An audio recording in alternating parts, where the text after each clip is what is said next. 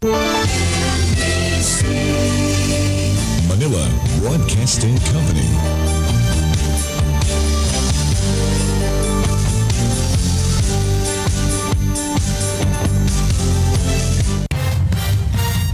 The number one radio station in the province of Laguna. This is 106.3 Radyo Natin. Bringing us together, keeping you in touch.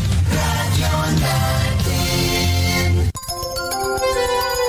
Sumaya, kiligin, matakot, malungkot, sa mga istoryang magpapakilala sa puso ng bawat Pilipino. Dito sa Dear God.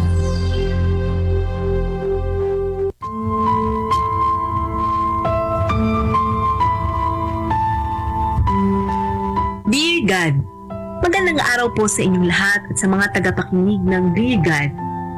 Nalaman ko po mula sa aking kapatid na public school teacher ang inyong programa at ako po ay naglakas loob na ibahagi ang aking kwento dahil hindi ko na alam ang aking gagawin. Ako po si Jeline, 28 years old. Bunso po ako sa 4 na magkakapatid at masasabi ko pong naging mahirap ang buhay naming magkakapatid dahil ang aming ama ay isang street vendor at ang aking ina naman ay naglalabada. Nagsikap sina tatay at inay para makapag-aral kami. Ngunit high school pa lamang ako ay binawian na siya ng buhay dahil sa sobrang pagod habang naglalako. Maaga ring nagsipag-asawa ang aking mga kapatid kaya kami na lamang ng aking ina ang natira sa bahay. Nasa 4th year high school pa lamang ako ay tumibok na ang aking puso kay Michael. Si Michael ay isa sa mga tambay sa tindahan sa harap ng aming school. Palagi silang nandoon mga magkakabarkada. Uy, yun. Pre, yan na yung crush mo. Oh, huwag kayong maingay. Lalaksan ko na yung loob ko. Lalapitan ko siya at magpapakilala na talaga ako sa kanya. Yak, pre. Yakang-yakang mo yan. Ah, isang may bag na pula. Hello? Ako ba kausap mo? Oo, ikaw nga. Ako nga pala si Michael. Kasi hihintay ko yung pisang ko. Sabi niya, may papakilala daw siya sa akin na kaibigan niya. Sabi niya may bag na pula daw ito. Sinong pinsan mo? Si Jenny. Jenny? Sorry ha, pero parang wala akong kilalang Jenny. Baka hindi ako yun. Kung hindi ikaw yon, sorry sa abala. Okay lang, sige ha. Pauwi na kasi ako. Naiwan na rin ako ng mga kaibigan ko. Ah, sandali. Okay lang bang malaman ang pangalan mo? At saka, pwede bang maging magkaibigan tayo? Sure! Jeline. Ako si Jeline. Nice meeting you. Sige ha. Bye! Sandali uli. Total, magkakilala na tayo. Magkaibigan na rin. Pwede ba kitang iatid pa uwi sa inyo? Ha? Eh paano si Jenny, yung kaibigan ng pinsan mo? Di ba siya yung hinihintay mo? Jeline, sorry ha. Invento ko lang si Jenny. Ang totoo, gusto talaga kitang makilala. Araw-araw kitang nakikita. Sabi ko mukhang mabait ka at maganda pa. Hindi naman siguro masama makipagkaibigan sa'yo, di ba, Jenny? Ha? Jeline pala. Nakakatawa ka. Mabiro ka pala. Oo naman, wala namang masama sa pakikipagkaibigan.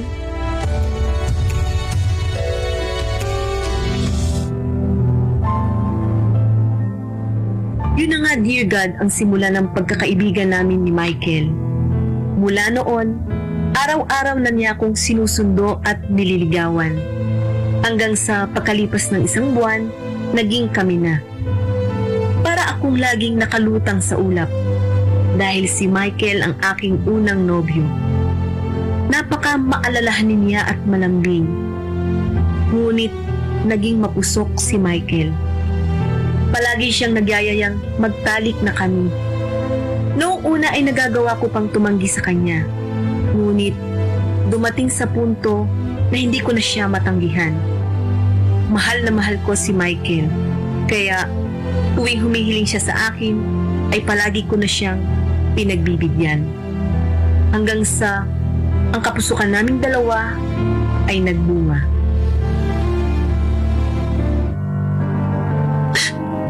Ma! Ano ka ba naman, anak? Ang bata-bata mo pa. Nagpabuntis ka na agad. Paano na ang pag-aaral mo? Yung kinabukasan mo. At ikaw pa naman ang inaasahan kong tutulong sa akin. Walang-wala pa naman tayo. Huwag po kayong mag-alala. Pananagutan ko po si Jeline. Pakakasalan ko po siya sa tamang panahon at maghahanap po ako ng trabaho para sa aking mag-ina. At ikaw naman, Michael. Nag-iingat ka sana. Alam mo namang nag-aaral pa itong anak ko eh. Gagraduate pa siya ng high school. Pagpapatuloy pa rin naman po ni Jeline ang kanyang pag-aaral. 1 buwan na lang naman po at graduation na. Yun na nga, Michael. 1 buwan. 1 buwan na lang. Hindi pa kayo nakapaghintay? Binuntis mo na agad ang anak ko. Ang babata niyo pa. Nay, patawarin niyo po ako. Hindi ko po sinasadya.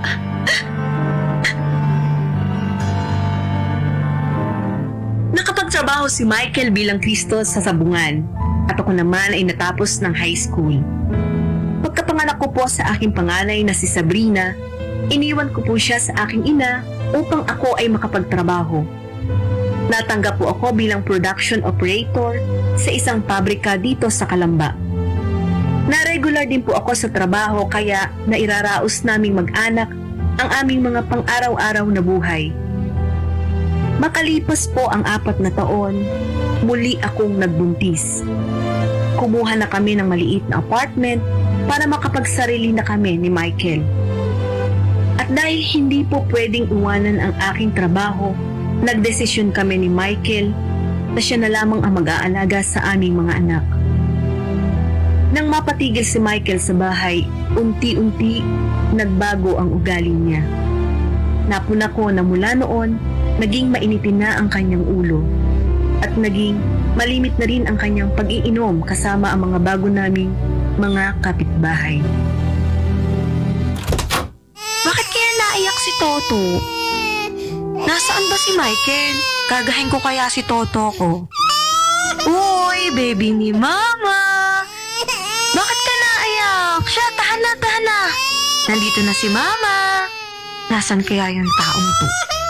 Baka punta nga sa kapitbahay.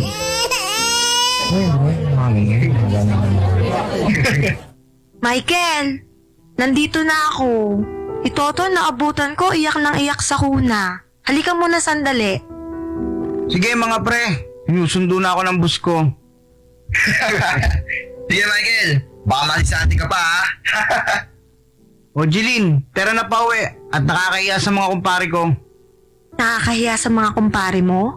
Bakit? Ano bang sinabi ko? Tara na, umuwi na tayo.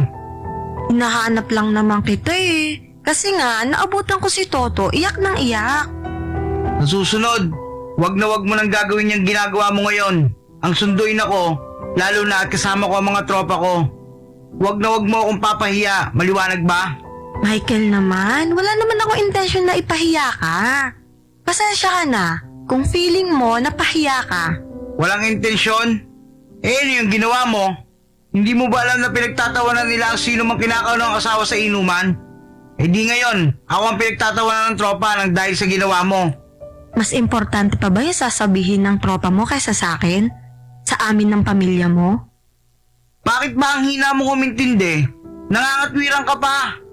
Ano bang gusto mong patunayan, ha, Jeline? Simula noon, nag-iba na ang trato sa akin ni Michael Diegan.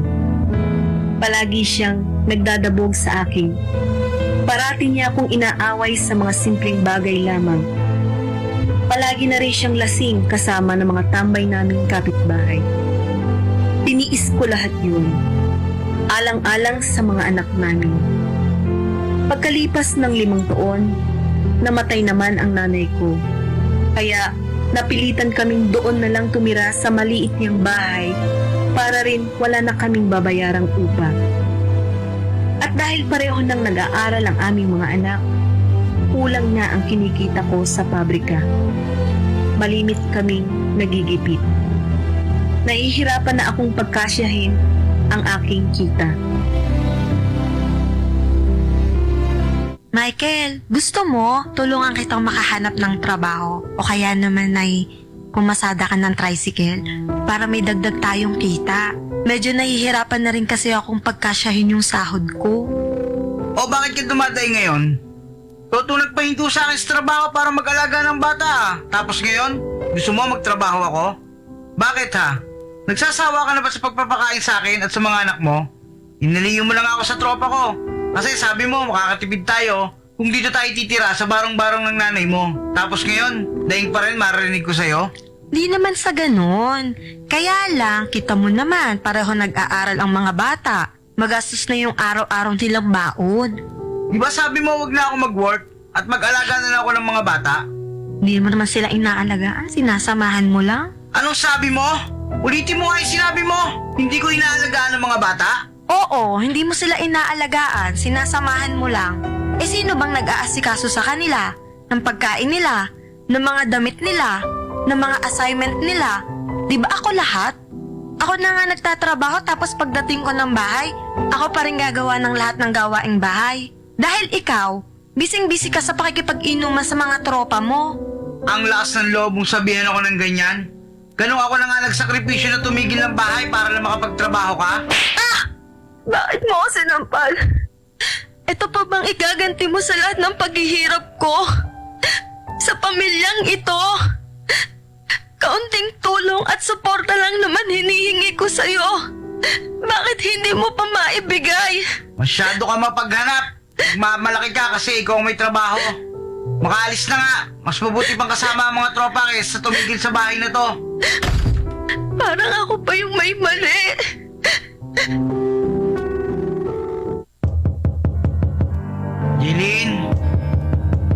Jeline, asawa ko. Gusto mo tong pinto? Ano ba, Michael? Bakit ka ba sumisigaw? Tulog na ang mga bata. Nakakahiya na rin sa mga kapitbahay. Galit ka pa ba sa akin? Sorry kung nasampal kita. Nagulat lang ako sa sinabi mo. Parang di mo na-appreciate ang mga ginagawa ko sa pamilya natin. Okay na, sige na. Sorry na din. Matulog ka na at mapupuyat ako. Maaga papasok ko bukas. Halika nga rito. Balik nga sa asawa kong maganda. Baka naman, tulog na ang mga bata. Ang bango ng misis ko. Bagong paligo. Ano ba, Michael? Huwag na, hating gabi na. Pagod na pagod ako tapos maaga papasok ko bukas. Mabilis lang to. 10 minutes lang. Sige na. Lasing ka. Itulog mo na lang yan. Tsaka baka magising ang mga bata. Sige na. Asawa mo naman ako ah. Obligasyon mo to sa akin. Michael naman. Obligasyon mo din magtrabaho para sa pamilya natin. Hindi yan puro barkada ang inaatupag mo. Halika nga rito babae ka. Bakit patayin ang pinagdadamot mo sa akin? Siguro meron ng ibang gumagamit niya, ano? Pumigil ka nga, Michael. Baka marinig ka ng mga bata. Ano bang pinagsasabi mo? Pagod ako, yun ang dahilan, hindi ang binibintang mo. Sabi ng kumpari ko, para malaman daw namin kung ang lalaki ang aming mga asawa, kapag ayaw na makipag-sex, ibig sabihin, may iba na kayo. Ano bang pinagsasabi mo? Matulog ka na, sige na. Kapag hindi mo ako pinagbigyan, ibig sabihin, totoo ang sinasabi namin ni kumpare. Bahala ka. Isipin mo na ang gusto mong isipin. Basta ako matutulog na. Maaga pa akong gigising. Halika ditong babae ka. Michael, bitawan mo buko. Masakit. Malandi ka. Aray, Michael! Ako sa ulo. Tama na! Sinampal mo na! Tadya kang pakita eh. Eto, yan ang bagay sa manlolokong katulad mo. Aray ko! Tama na, Michael! Ano ba nangyayari sa'yo? Wala akong ibang lalaki!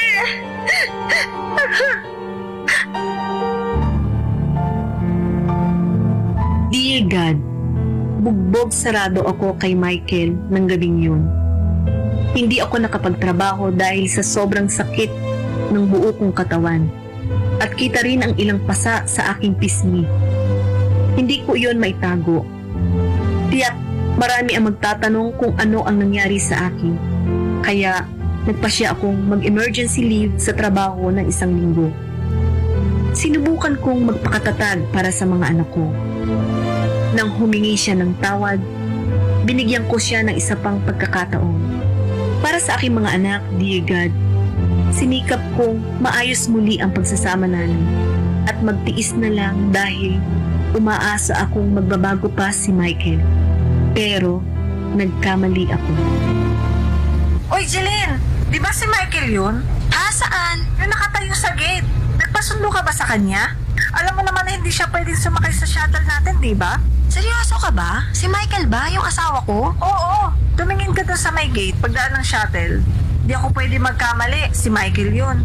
Ayun siya, di ba? Si Michael nga. Anong ginagawa niya doon? Wala naman kaming usapan. Matawagan mo.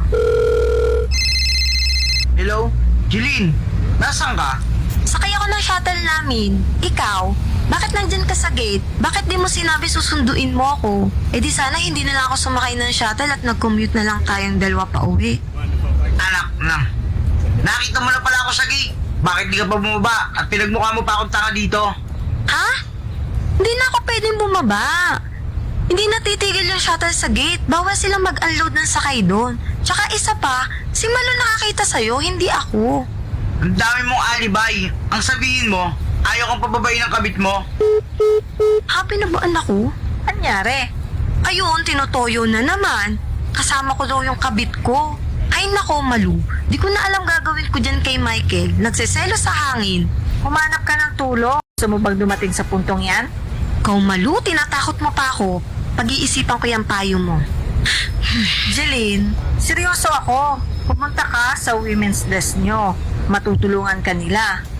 Huwag kang magtiis na ginagawang punching bag ng asawa mo.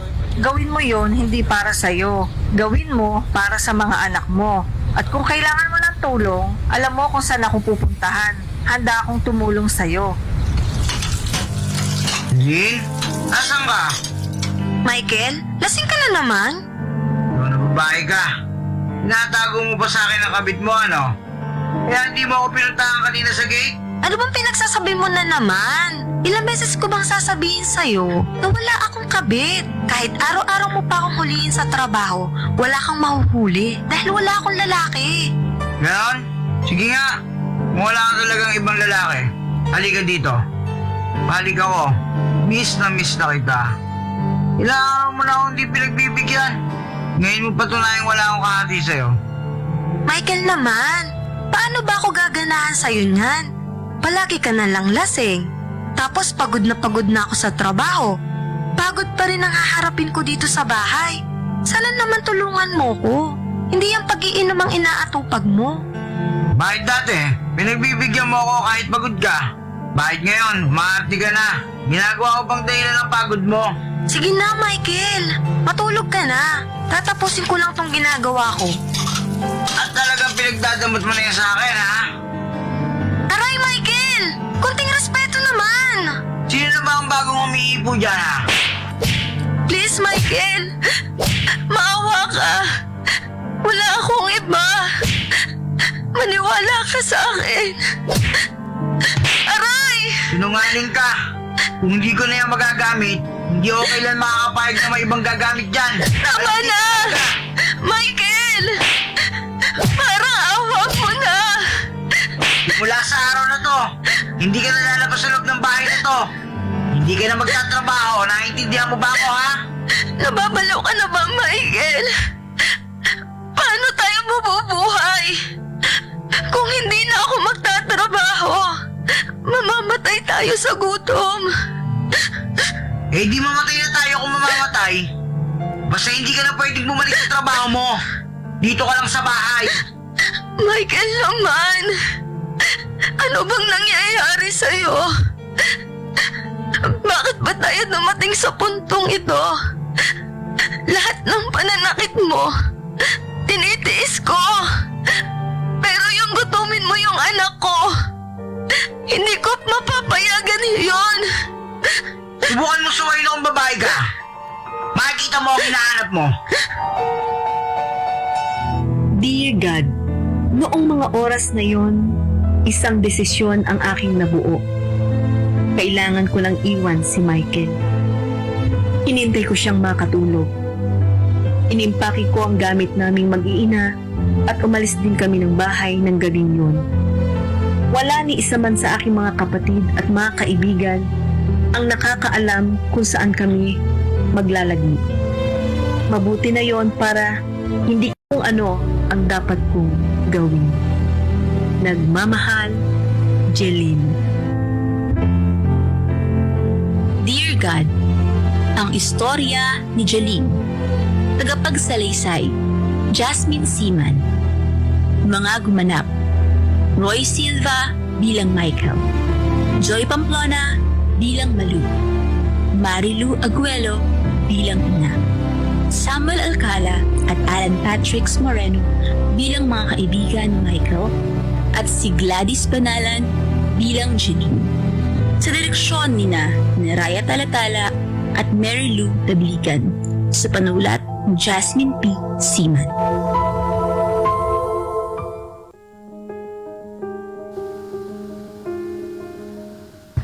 At yan na nga ang storya ni Jeline. Isang babaeng nakaranas ng pisikal na pang-aabuso sa kamay ng kanyang asawa. Mga kalambenya at mga kalambenyo, dito sa Dear God, matutunghayan natin ang iba't ibang kwento na hango sa totoong buhay dito sa ating lipunan, partikular dito sa lungsod ng Calamba. Ito ang programang magmumulat sa ating mga kaisipan at magiging daan para tumulong tayo sa advokasya para matudlukan ang mga karahasan laban sa mga kababaihan. Kasama natin ngayon si Mr. Joseph Canandang Samonte, psychometrician ng City Social Services Department. Siya po ang tutulong sa atin para maanalisa ang sitwasyon ni Jeline, hindi po niya tunay na pangalan, upang magbigay ng konkretong payo kung ano ang dapat niyang gawin. Magandang tanghali, Sir Joseph, Ma'am Nancy. Yan. Good afternoon. Ayan, nandito na tayo ngayon sa ikalawa nating episode ng Dear God, no? So, napakinggan naman po natin yung storya ni Jeline. Isa siyang babaeng physically abused. Yun. Pero itong sitwasyon natin ngayon, kakaiba kasi wala pang solusyon, hindi pa natutuldukan. Oo. So, nagtatanong yung bata sa atin kung ano yung dapat niyang gawin. So, narinig naman po ng ating kasamang psychometrician yung story, no? Bago natin bigyan ng solusyon siguro or magpayo or magbigay tayo ng alternatibo kay Jeline, pakinggan muna natin kasi bakit all of a sudden yung behavior nung asawa nagbago, Ma'am Nancy, di ba? Noong una naman kasi parang okay sila. Bakit parang nung tumagal na yung relasyon nila, biglang nagkaroon ng pagbago? May mga factors ba na dapat na nakikita itong ating guest doon sa nangyari sa buhay ni Jeline? Okay po. So kung titingnan kasi natin yung istorya ni Jeline, napakaraming bagay kasi na parang hindi tumutugma sa kung saan kung ano ba talaga dapat ang magiging role ng kanyang asawa. So ano doon nga na si Jeline na nagtatrabaho, siya yung nagiging provider, while si lalaki naman siya yung mga nasa bahay nag-aalaga ng bata. And then dumating din yung time na itong si lalaki nga ay parang napapadalas na atang uminom. Kasi kung pag-uusapan kasi natin sa mental health, ang sobrang intake kasi ng alcohol at malimit na pag-inom kasi is nakaka-apekto yan sa ating pag-iisip, na-apekto ng ating mental health, at maaari din itong mag-lead into disorder kasi kabilang din naman siya sa substance abuse and related disorder. So napakaraming bagay kasi ang maaaring maapektuhan sa atin. Hindi lang physical, hindi lang yung social, kasi naapektuhan din yung kanilang social yung relasyon nila bilang mag-asawa. And then dahil din sa pag-inom din ngayon, para bang nas nabibigyan niyang priority yung mga kaibigan niya. And then psychologically, syempre napakalaking impact ang epekto ng alak. Nagbabago ang kanilang behavior. At may mga time din yung kanilang mga decision making. At nagiging talagang sobrang padalos-dalos ang mga tao talaga na nakakainom. Kaya di ba si Jeline tapos yung asawa yung nasa bahay. Sir, dahil pinag-usapan naman nila, pareho naman silang nagdesisyon sa bagay na yun, kahit paano ba may epekto pa rin kahit tanggap naman ng lalaki na siya yung titigil ng bahay kasi mas kailangan ang babae ang magtrabaho dahil permanente na daw dun sa trabaho niya. Oo.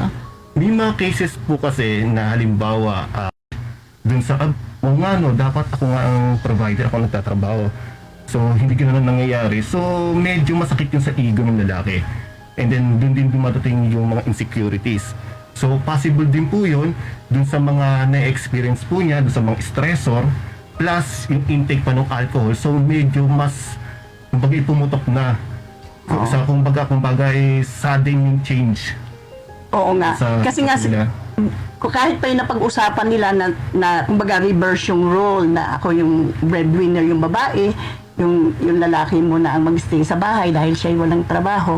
Pero yun nga, pag yun ay natukso ka, nasasabi na under-desire ka, ganyan.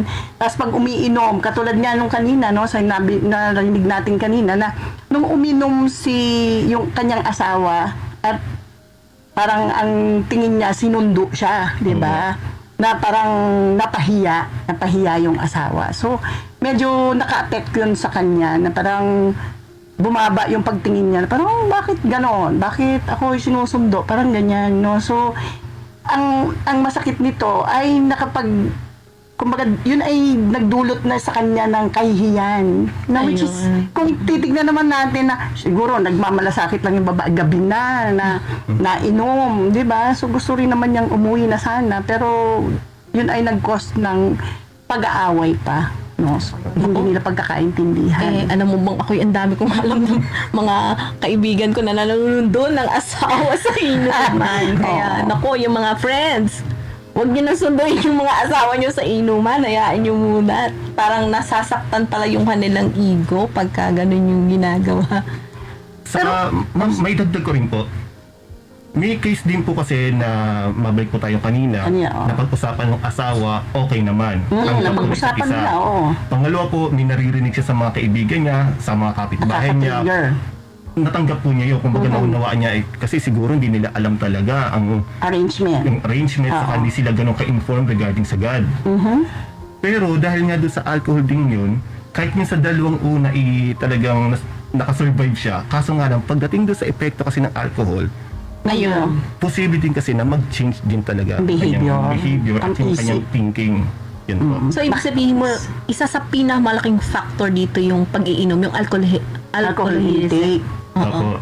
Isa din pong malaking factor po yun kasi may mga bagay po kasi na nasa ayon naman ng una eh. Kaso nga lang po, since nare-reverse or para bang napapalitan o nababago yung behavior o yung psychological aspect ng tao, so magbabago po yan kahit na pulido po, sabihin natin pulido na sa simula kasi malaking factor po talaga para mag-change.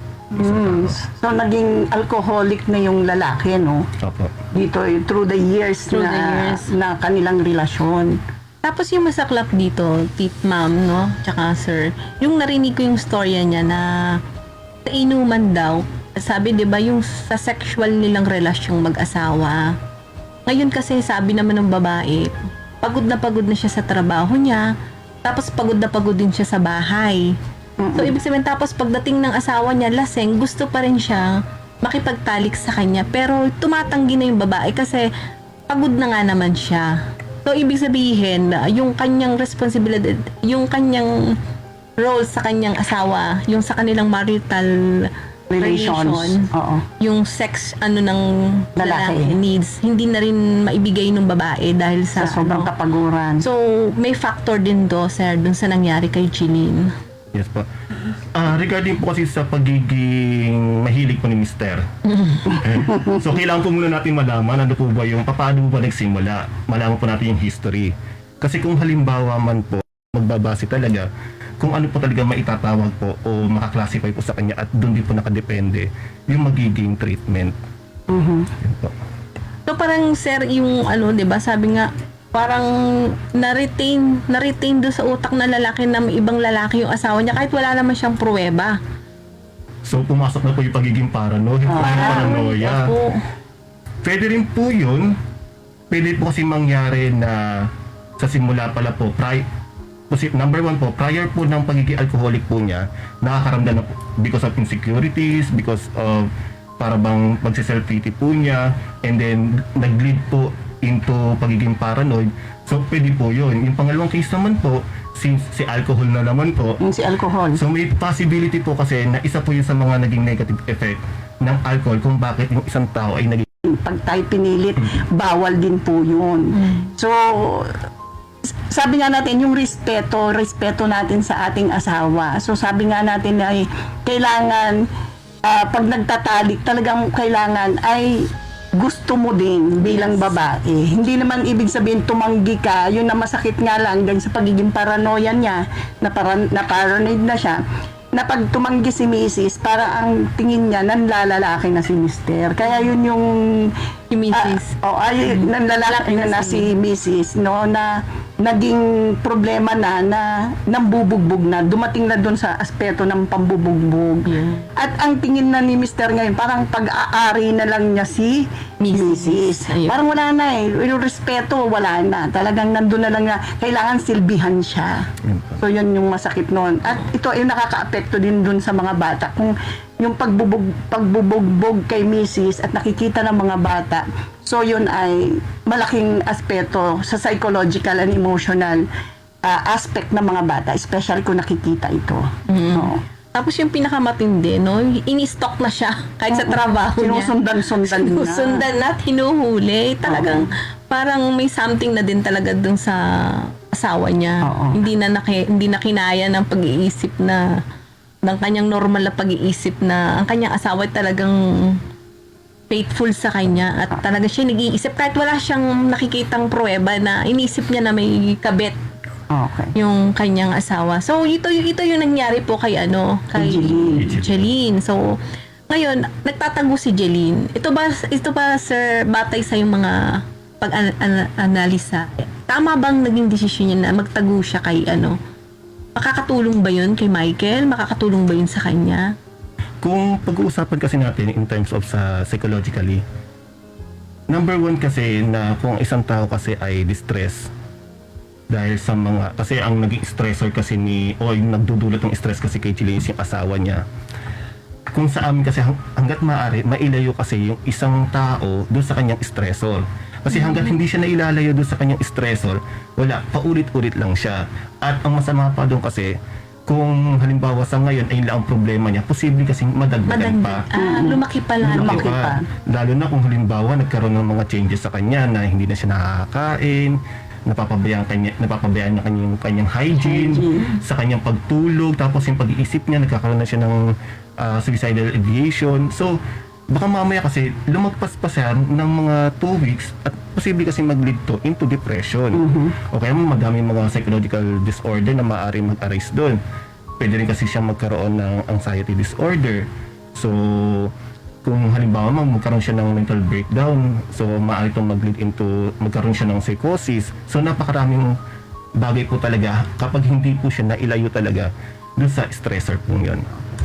So ito naman ay sabi nga natin tama lang na ginawa ni Jeline na umalis na sa kanyang tahanan, kasi at least yung karahasan na nangyayari sa kanya ay ma-end na. At ito ay cover ng batas natin na RA 9262, na yung pang-aabuso na physical at meron na rin nga pumapasok na may abusong sexual na rin si Jeline, na pwede na matulungan naman siya ng ating gobyerno. Yun naman ay nasasakop dun sa RA 9262. Na kung pwede nga, ang ginawa sana ni Jeline ay nag-file siya ng barangay protection order. Nang sa ganon, na hindi siya ang umalis, kundi yung asawa niya ang inalis doon sa loob ng tahanan. Ayan. Ngayon naman, bibigyan tayo ng linaw ni Ma'am Nancy. Kasi yung tanong niya, maganda yung pinapasok ni Ma'am Nancy Sabi ni Jeline, ano daw yung kanyang gagawin? Ganito, ma'am, kasi hindi rin malinaw sa atin ano ba yung gustong mangyari ni Jeline, Sabi nga ni Ma'am Nancy, meron tayong tinatawag na RA 9262 na kung saan pwede siyang humingi ng proteksyon para sana siya yung nanatili sa bahay, hindi siya yung umalis ng bahay at ang asawa niya ang binigyan ng protection order. Siya binigyan na ng protection order para sila ay hindi malapitan ng kanyang asawa. So, Ma'am, eto, halimbawa, ano po tayo ng dalawang senaryo. Eto, Jeline, kung nakikinig ka sa amin ngayon, sana tulungan mo rin kaming maunawaan yung sitwasyon mo. Eto, yung unang sitwasyon nating tatalakayin, kung, Jeline, gusto mo po bang mabuo yung pamilya mo? Gusto mo ba bang makasama yung asawa mo? Kahit na, binubugbog, gusto mo bang, ano mang ibig sabihin? Mahal mo asawa mo, kaya lang hindi mo kayang tumigil na kasama siya kasi ganang sinasaktan ka na niya, ayaw ka na niyang pagtatrabahuhin, pero gusto mo pa rin mabuo ang pamilya mo. So, tingnan natin yung side na yun, Ma'am Nancy. Halimbawa, yun yung gustong mangyari ni Jeline. Ano yung mga dapat nating gawin na tulong o anong payo na pwede nating maibigay kay Jeline? Yun nga, kung hindi pa siya handa na mag-file ng kanyang kaso, no, kasi pwede naman na makasuhan yung lalaki nung, against yung RA 9262. Pero kung ang hangad niya ay matulungan ang kanyang asawa, yun, na marehab doon sa aspeto ng pambubugbog. Kasi batay nga kanina, sabi ng ating guest kanina, na ito ay pwedeng dulot ng kanyang pag-inom. At siguro yung kaalaman doon sa yung kumbaga kakulangan ng respeto sa kanyang asawa. So, pwede naman ito na may pwede tayong mga programa na maibigay sa kanya na mag-undergo siya ng sabihin natin kung kailangan ma-rehab dun sa aspeto ng alcohol, yung pagiging alcoholic niya, pwede natin bigyan, no? At siyempre sana yung asawa ay may katanggapan na may problema siya. Si Michael. Dapat tinatanggap niya sa sarili niya na meron siyang problema, ayun, na dapat na ma-solve at mabigyan ng solusyon. Especially kung ito ay na rin sa yung mga psychological na ang problema, no? So pwede naman na nandun silang proseso yun, o dapat magkahiwalay sila habang ginagawa yung proseso ng rehabilitation. Ano ba mas magandang sitwasyon? Manatili silang na magkahiwalay for the meantime, temporarily, or ano? Kung ako po kasi ang tatanungin, nakadepende po kung ano po yung case po ni Michael. Yung severity din po. Okay. For example po, ay medyo sabi natin medyo matindi na yung pagiging alcoholic po niya. Number one po is mai-refer po muna siya sa isang psychiatrist. Kasi may mga time po kasi, kahit na hindi nga po yung alcoholic po kahit na halimbawa kahit gaano mo siya kausapin, kahit na buong araw pa kayo magkausap, kahit na paulit-ulit ka, kung ang utak naman po niya ay hindi po handa, psychologically hindi po siya handa, hindi po talaga siya totally papasok sa isip niya, hindi siya magmamaterialist talaga. Yung sinasabi niyo, Ma'am Nancy, acceptance. Opo, kahandaan po ng kanyang pag-iisip at saka po yung mismong psychologically po, na kasi may mga time po kasi na, for example, yung epekto po ng alcohol. Kung pag-uusapan po kasi ang biological or causal factor, yung alcohol po kasing yun is maaari kasing makapag-overproduce or underproduce ng mga brain chemicals, which is siya po kasi ang in charge sa mga iniisip natin, kinikilos natin, paggalaw po natin. Ngayon po, hanggat hindi po nanonormalize po yun, hanggat hindi po bumabalik sa tama talagang level, so, hindi po talaga natin totally ma-atake ng counseling o ng therapy yung taong po yun. Kaya po, kung halimbawa ay nakapag-undergo na po siya ng rehabilitation po, and then nagkaroon na po ng clearance from psychiatrist or psychologist na siya pa pwede na po mag-undergo po ng therapy, counseling, o next na po is doon na po siya pupunta. And then pagdating po halimbawa sa amin, habang ginagawa po ng psychiatrist po yun, ang part po namin is makapagbigay po kami ng psychological assessment and evaluation. Makapagbigay po kami ng psychological testing, malaman po namin na ano ba talaga, kasi baka mamaya hindi naman talaga pagiging alcoholic ang problema ni mas malalim pa. Prior po ng pagiging alcoholic po niya is doon po talaga nag-start. So malaman po namin yun, and then kapag nalaman na po namin yung pinag-ugatan po talaga, magbibigay po ng treatment plan. So kung yung tanong po ba, kailangan po ba magkasama po sila? Nakadepende rin po yun. Kung talaga kung nakikita po ng isang social worker na hindi po talaga pwede pa, hindi pa po. Kung baga magkakaroon pa po muna ng mga clearance po yun.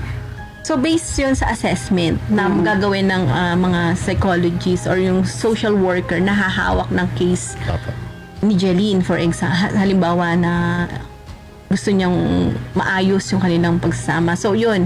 So, talagang kailangan pala tanggapin muna ni Michael yung kanyang sitwasyon, tanggapin sa sarili niya na meron siyang problema, may mali siya, para matulungan siya ma-rehabilitate o mabigyan ng proper treatment yung kanyang pinagdadaanan. So, maraming proseso palang dapat pagdaanan si Michael. In addition din po, ma'am, napaka-importante po na family therapy. Yun. Yun po ang talagang bago po talaga totally magkasama o bago man lang nag-decision Para sa'yo at sa pamilya mo, sasama at makikiisa siya, makikikooperate siya dun sa rehabilitation. Saka binabanggit pa rin si Sir na family therapy na kung saan pamilya. Sir, yung community. Kasi yung mga kumpare. Ayun po, isa din po yan. Kasi kung gusto po kasi is maging holistic. Ang approach. Kasi hindi lang po Ang siya. lahatan. Kasi ang nangyayari po kung kakausapin po natin is yung mag-asawa. Okay, nasolusyonan yun. Oo, na okay na ang problema, ito naman si mga kabarkada, ito na naman. Manunukso na naman. Manunusol. So, napaka-importante din po na matouch po o ma-reach out din po o malapitan po ng mga social worker ang kanila pong community, makapagbigay po ng mga, for example, mga advocacy o yung mga Gender, Ay, naku, may GST nga natin. Yun po. Gender Kailangan natin sensitivity mag-GST training. yan. Gender sensitivity training para sa mga kalalahikan na nagiinom. Oo nga. Ayan. So siguro kailangan na rin nating palakasin yung move natin, no? Oo, yung yung men sa- oppose violence Yan, everywhere. meron din tayo niyan. Yan Oo. yung counterpart ng vow na So siguro yan. advocate. So yun, Jelena, yun yung iyong first First option. Yung option. second option natin, eto Jeline, desidido ka na ba talaga na iwan si Michael? Hindi mo na ba kayang tiisin ang physical na pang-aabuso na ginagawa sa'yo? Eto ang yung dapat gawin, Ma'am Nancy. So kung talagang decided naman si Jeline na talagang kumbaga ayaw na niya makisama sa kanyang asawa, so pwede naman na tayo mag-file, no? Sa halip na patago-tago si Jeline, so pwede natin yung unang step nga na dapat niyang ginawa noon ay yung BPO, pero this time siguro kung gusto niya na ng permanent, so meron tayong dalawa na pwede na i-file sa korte, yung ating temporary protection order at saka yung permanent protection order. Ayun. So pag sinabi natin permanent, yun na yun, talagang wala na, i-end na natin na hindi na talaga siya Pwedeng lapitan ni Michael. Yun. Forever yun, Ma'am. Forever. Permanent din. So talagang pagka yun ang pinili niya, wala na ring way or possibility na makita ni Michael yung mga anak niya, Ma'am? Ang sa naman doon, hindi naman natin na once na sinabi natin na hindi na permanently, pwede naman na doon sa aspeto na yon, pero yung kanyang mga obligasyon yung ng lalaki ay pwede naman diyang suportahan. Kasama pa rin yun. Sebe, tama yun, di ba, Ma'am? Sabi nga pag nag-awa yung mag-asawa or nagkaroon ng conflict, dapat silang mag-asawa lang. Oo. Pero yung obligasyon nila sa kanilang mga anak, dapat nakahiwalay. nakahiwalay. So, yung mga protection, yung mga support na pinansyal, no? Kailangan ibigay pa din nung lalaki dun sa kanyang mga anak. Ay, yung temporary, Ma'am, bakit tayo may temporary? Ay, kumbaga kasi yung nga natin, yung temporary, lang yon, mga ilang May months, period. period. Okay. Tapos pwede, kumbaga yung permanent, talaga totally, ibibigay Ibigay na. na on the spot. On the spot. Oh. Okay. Kasi hinihiring-hiring pa rin Siguro naman yan. sa temporary, Ma'am, parang bibigyan pa ng chance baka yung mga siguro, yun nga, mga rehabilitation or hindi po. Hindi naman. Kasi pag sinabi na natin sa RA 9262, sabi mo, Ma'am, kanina, dapat ito ay hindi na wala nang way ng areglo. Wala nang areglo. Ayun. Oo. Hindi na natin pwedeng pag-usapin sa barangay yan. At sa kumbaga yung mediation, hindi na. Hindi na Especially allowed. kung ang gusto ng babae ay kasuhan. Ayun. So, bawal po sa batas na yung bang piliting pag-usapan. yung bang pinag-uusap pa. Gusto na ng babae na, ma'am, magpapail na ako. Sabi, usap-usap, bawal po. Ayun. Bawal. Yan magandang marinig. Kasi marami ako din naririnig ganyan, Ma'am. Pinupunta sa barangay, sa Women's Day. Sabi, hindi, mag-areglo muna kayo baka magkakabatirin la ang mamaya. Yung pala, pala pag ang babae, Ma'am, ay desidido ayoko na, tapos na ang ating relasyon, magpa-file na ako ng RA 9262. Wala nang mediation na magaganap. Ayun, hindi na siya pwedeng i-mediate kasi desidido na yung babae. Ayoko na talaga. So, protektado na ako ng batas na to. Wala na kailangan na nating tulungan yung babae doon sa aspeto ng gusto niya na maglahad na ng kanyang kaso. So, anong kaso, ma'am, ang pwede nating sa violence against women? Physical o kasama din ang sexual? Kung narinig natin kanina, di ba, meron siyang sexual na pang-aabuso at the same time yung physical abuse. So, prominent yung physical. No? Yun nga, kung nagkaroon siya ng mga medico-legal nung mga time, nagpa-blatter siya, so kailangan nag-undergo dun siya. Kasi hindi na, kumbaga yun ay kailangan na nagkaroon ng mga blatter at saka medical. Okay. So, dapat pala man, pag once na nabugbog ka agad, magpapamedical ka Medico-legal po, oo. Para meron ka records.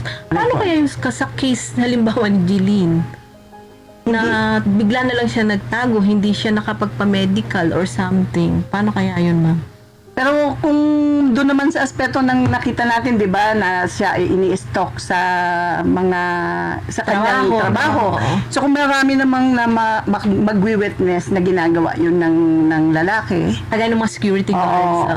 At saka yung halimbawa sa mga text na siya ay tinatakot. So yun ay pwede rin na maging basis. Ayun. Yun naman pala. So Jeline, wag kang mag-alala, meron ka naman talaga pala ng protection pa rin kahit na ganun yung nangyari sa'yo na siguro hindi niya alam yung gagawin niya, basta na lang siya nagtago, hindi siya nakapagpa-medical. Kasi yung unang part parang nabugbog lang siya tapos nag-leave lang siya ng ilang araw tapos pinatawad niya ulit. Tapos itong second time naman, parang bigla na lang siya nagtago, ayaw na niya Ayaw na. So, ang na-remember ko nga kanina sinabi niya na walang sino man ang nakakaalam, nakapamilya, na siya ay binubugbog. So, itinago niya sa kanyang sarili lang.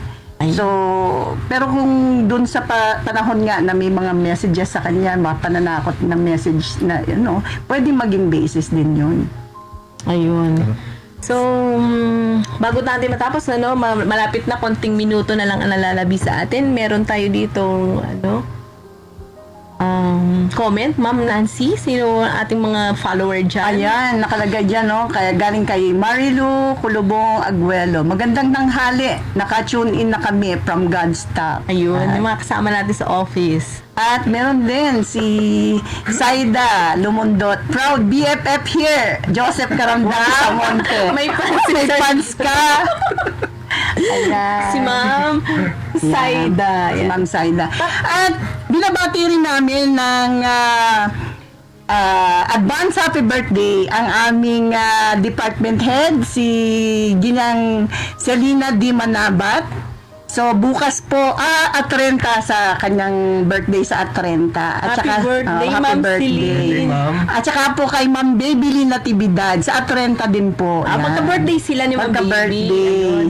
So, happy birthday, Ma'am Baby and Ma'am Celine. Tsaka At ako po ay may babati na. Hindi ko siyempre pwedeng kalimutan yung aking asawa. Nagdiwang siya ng 50th birthday niya. Kahapon. Kaya lang siyempre sad ako. Dahil? Hindi kami magkasama. Long distance love affair pala. Sana plano niya talagang mag-celebrate dito. Kaya lang yung pandemic, ayun. Ibali. Hindi siya nakauwi ng Pilipinas, kaya lonely kami. Pero kahit na wala siya, nakakain naman kami magmami. Nag-celebrate kami magmami. Ayan. Mag-video chat na lang kayo, Ma'am Jazz. Happy birthday, honey. Ayan. Happy birthday, sir. Ayan. Sana all.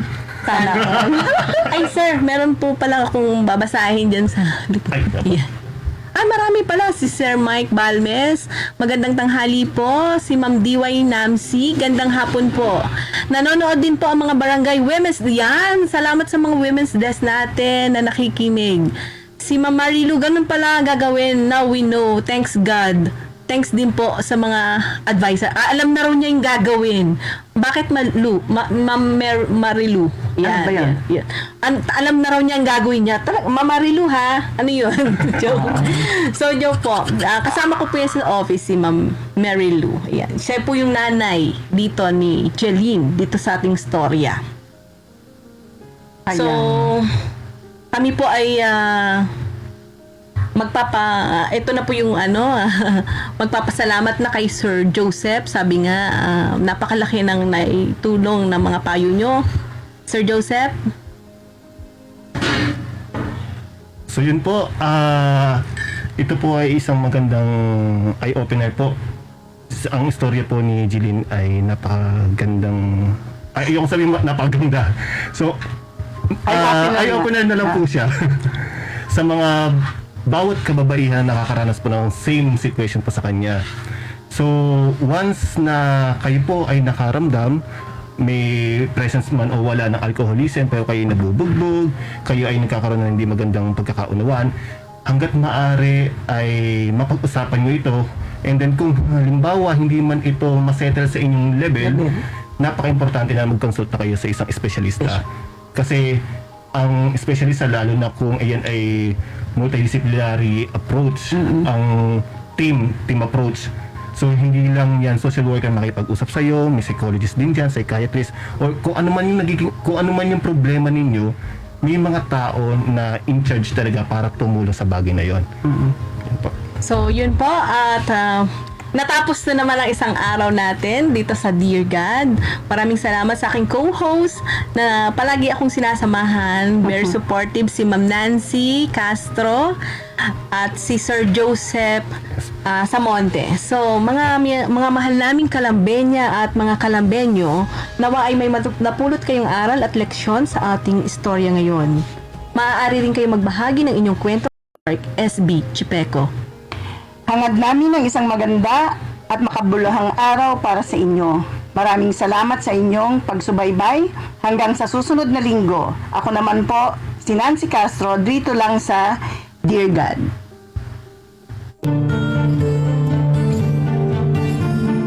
Mga kwento ng buhay. Mga kwento ng buhay. Sama-sama ulit tayo sa pagsubaybay. Dear God. Dear God.